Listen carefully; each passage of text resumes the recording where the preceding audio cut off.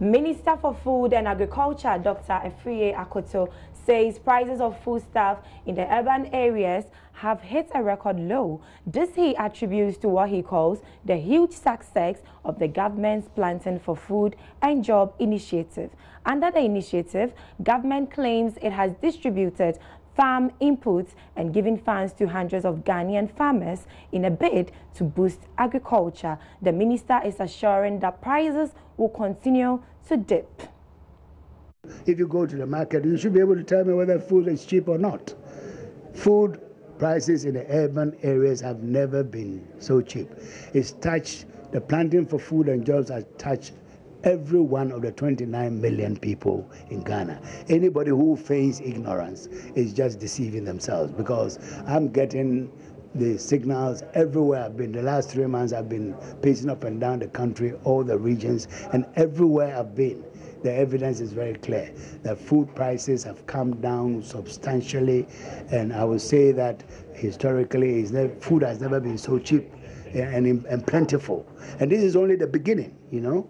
I mean, next year in 2020, when we have all these machinery and the seeds and everything, doing everything right, the quantities will be impossible. But by then, of course, we will have put in the capacity to process the food. We will have had enough storage space and all those things, so we'll be able to manage the surpluses better. Rome was not built in a day, and we intend to go steadily to achieve this very, very quickly, the transformation that is the vision of Nana Addo Dankwa Akufo-Addo.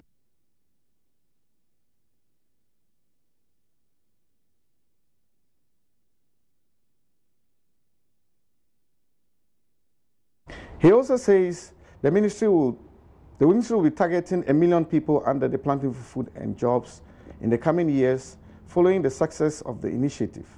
The program, which was introduced by government, aims to boost crop yields and cut down the nation's food import. Speaking to Joy News, the Minister for Food and Agriculture, Dr. Afriye Akoto, said they will continue to expand the program following the significant increase in maize and rice yields experienced last year. Ghana produces, before we took over, 1.7 million metric tons of maize, okay? Now, the 200,000 farmers that we worked with, the 202,000 farmers that we worked with in 2017, were able to produce 458,000 metric tons of additional maize, 118,000 metric tons of additional rice, and so on and so forth. So and create 745,000 jobs.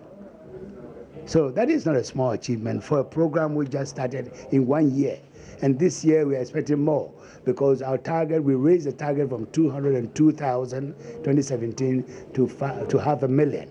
And as we come to the end of the 2018 season with a late harvest, we are counting 600,000 people participating. So it means that in 1 year it's jumped 3 times, from around 200,000 to 600,000. As a result, we are revising our target for 2019. We'll hit 1 million.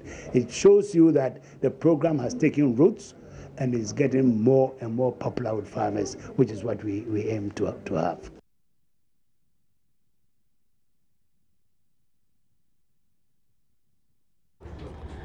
I'm so glad to have you here in the studio, because I need so many answers for our viewers back home. So your government is saying something. How true is that? Well, I'm so happy that this question is thrown at me. Yeah. I guess if we don't go too far, just only yesterday's Daily Graphic, the major headline, Ghana exports plantain to Burkina Faso and Togo. I am a fan of Ouagadougou, and I know that the Burkinabes love plantain a lot. Okay. I have eaten roasted plantain like we have here. And when you ask them of where they get the plantain from, they tell you it's coming from Abidjan or Côte d'Ivoire. So yesterday when I saw that story, and then also taking note of what has happened with regards to the yield in terms of plantain cultivation, I wasn't surprised at all.